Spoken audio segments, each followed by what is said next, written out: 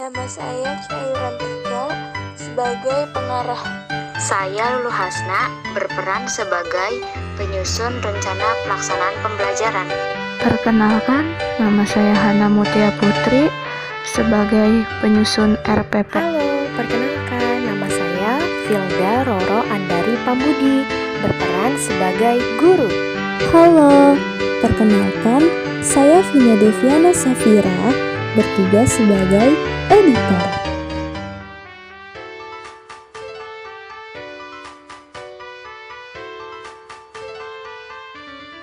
Assalamualaikum warahmatullahi wabarakatuh.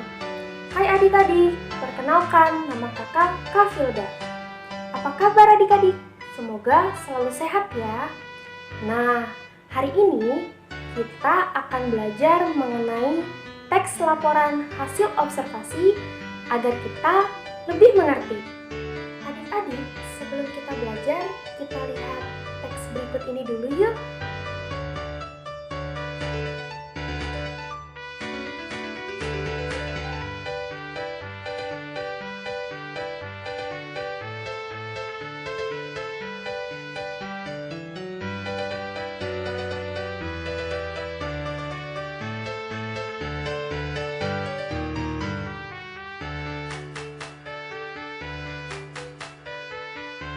Apa sih teks laporan hasil observasi itu? Teks laporan hasil observasi adalah teks yang berisi penjabaran umum atau melaporkan sesuatu berupa hasil pengamatan atau observasi. Teks laporan observasi ini juga bisa disebut sebagai teks klarifikasi karena memuat klarifikasi mengenai jenis-jenis sesuatu berdasarkan kriteria tertentu. Tujuan dari teks laporan hasil observasi adalah yang pertama, mengatasi suatu persoalan. Kedua, menemukan teknik atau cara baru. Yang ketiga, mengambil keputusan yang lebih efektif. Keempat, melakukan pengawasan atau perbaikan. Dan yang terakhir, kelima, mengetahui perkembangan suatu permasalahan. Fungsi teks laporan hasil observasi adalah yang pertama, melaporkan tanggung jawab sebuah tugas dan kegiatan pengamatan.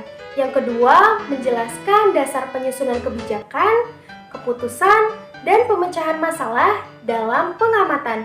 Yang ketiga, sarana untuk pendokumentasian. Dan yang terakhir, sebagai sumber informasi terpercaya. Adapun ciri-ciri teks laporan hasil observasi adalah yang pertama, bersifat objektif, global, dan juga universal. Yang kedua, objek yang akan dibicarakan atau dibahas adalah objek tunggal. Yang ketiga, ditulis secara lengkap dan sempurna. Keempat, ditulis berdasarkan fakta yang sesuai dengan pengamatan yang dilakukan. Yang kelima, informasi teks merupakan hasil penelitian terkini yang sudah terbukti kebenarannya.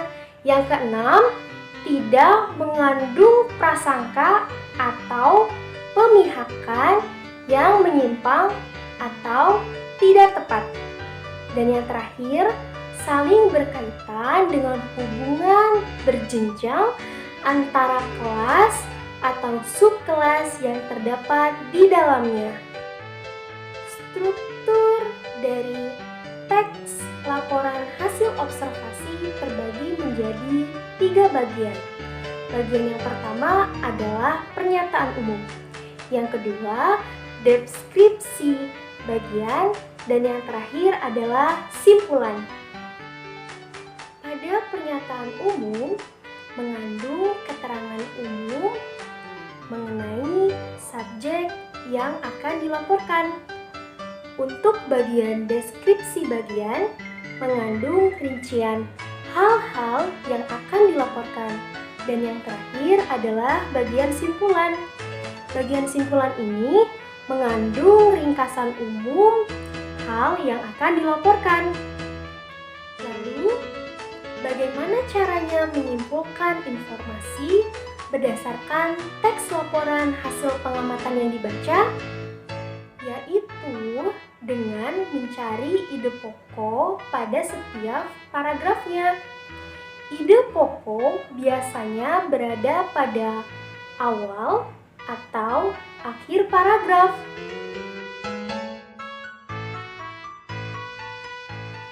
Nah, adik-adik, mari kita lihat teks berikut ini ya.